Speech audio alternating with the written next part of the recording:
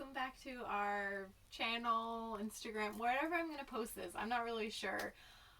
I feel like Matt and I have been wanting to make this video for months, and we probably should have a while ago, but it's just been kind of bittersweet knowing that we were going to eventually sell Vannah White, and as of today, I'm pretty sure that we met her new moms today, so wanted to give you a quick tour since we never officially did a tour and kind of show you how we built our van and what all we did to it, because it was a labor of love for over a year and it's something that we're really proud of, and just wanted to show you the end result since we talked about all the guts before and we haven't actually showed you the really fun stuff.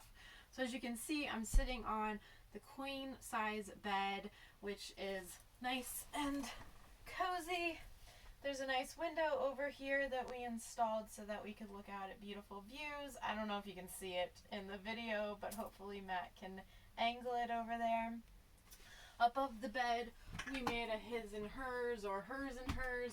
It's locked, but these are just very giant cabinets for clothes and all of those types of things. We put up this netting in the back so that way if we let the doors open, we wouldn't have bugs coming and getting us, so that was really important. I don't know if you're going to be able to see this very clearly, but our skylight is probably one of the most awesome things that we did in the van. Let's see if I can open it. First off, it's really bright, so like it has this blocker which blocks the sunlight, but then it also has a netting. This is a Dometic mini hecky in case you're looking for one for your own van. And then I like that we were able to stick our head out of the top and kind of look at cool scenes along the way. That was probably one of my favorite things about this build, to be honest, because they don't technically sell them in the United States. This was shipped from Germany. Maybe they do now, I'm not sure, but I highly recommend it if you can find one. Matt is a woodworker and he builds beams right now at Schrock's Custom Woodworking, so he had a lot of extra material and was able to put some beams into the van, which I've never seen beams in a van before. I'm going to stop saying beams because that's a lot, but it just really like added a lot of our personality and our personal touches in here, which I feel woodworking was how this van happened. Matt built the van during his time at woodworking school, becoming a cabinet maker, so this is kind of an ode to that, and it really makes it a little bit more warm and like feels like a cabin. There's a little round shelf here for like the phones at night, and then we'll kind of go into the living room space. We built this bench and we had considered making it like a couch because obviously we love like cozy couches, but I don't know how to sew, and I did not want to have to pick out a bunch of different material, and we were really going for a wood feel anyways, so this is a lot easier to clean, and honestly it has become our like prep space so many occasions, more so than a couch, that I'm really glad we just went with wood. We've had just two little cushions that we got at the Goodwill that we would put on here to sit on whenever we would hang out, but for the most part, like there's minimal counter space when you're trying to do a lot of things in a van, so going with like the flat surface made a big difference because we could I've set like paperwork here, my computer here, I've packed things, and I don't know, I guess that doesn't have to have a flat surface, but it was helpful. This little bookshelf is where we would keep all of our travel documents, as you get like tons of papers, I feel, as you go to different campgrounds and things, and you want to make sure you have those readily available. For the windows, we did blackout shades, and I've loved this because at night, if we have those closed, you cannot tell that we're in here. Like, you can't see any light coming through the windows. which also has to do with the tinting on the windows. They're motion windows. We installed them ourselves. That was insane and probably the scariest thing I've ever done in my life. You can imagine cutting this giant hole in the side of your van, like, was very nerve-wracking, but totally worth it in the end because it had really good airflow and it really allowed a lot more light to come through, but they're tinted, so even on a daily basis, if Matt's in here and he doesn't happen to have these really bright LED lights on, I don't even know that he's in there because they're so well, like, tinted. Okay, this bench is storage, so I don't know what's in it right now. Tools. There's a fire extinguisher. Cool, I didn't even realize it existed. And there's some plugs because we usually would sit and work on our computers and our phones over here, so we figured we wanted our plugs really close by there. Moving into the bathroom area, this side of the bench doubles as the toilet. We got a Camco cassette toilet, and that worked perfect.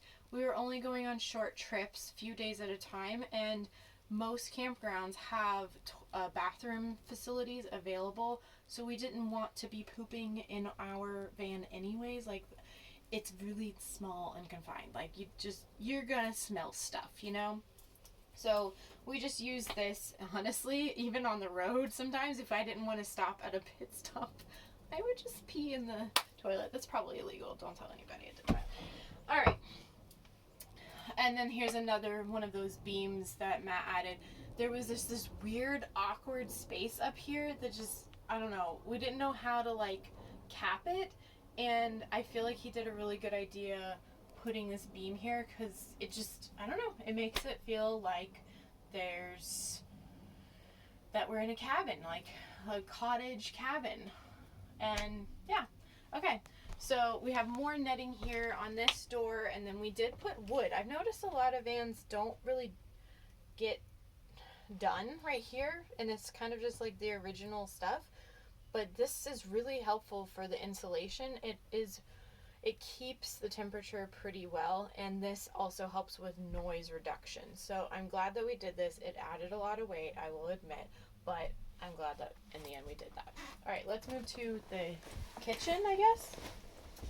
So in the kitchen, we did what is this called?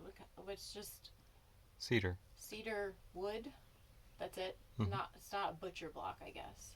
Okay, so it's a full cedar wood counter, and I love the color, how he stained it, and it's a lot lighter than certain other woods, and it keeps it like warm and cozy. Now, we thought about installing like full burners and stove and all this stuff, and that was really tempting and looks really awesome, but it also takes up all of your counter space, and we don't cook that often in here. When we go out on an adventure, we like to go to local restaurants and local like eateries and actually like experience the location. So when we can afford it, then we try to eat out because we want to see and experience that place rather than just like going full stealth mode the whole time and like acting like we're not even existing in that place.